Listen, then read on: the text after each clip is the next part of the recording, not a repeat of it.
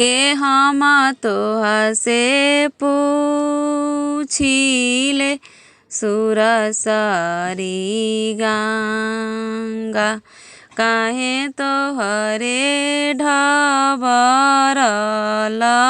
पान। ए हथिया से घोड़वा लिहले उतरिले कवन समधि ओही मोरे ढबरल पान। हम तोहसे पूछिले सुर सरी गंगा काहे तोहरे ढबरल पान।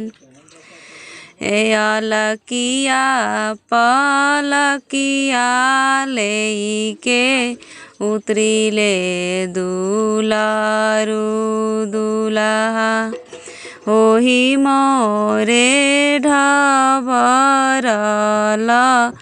पानी।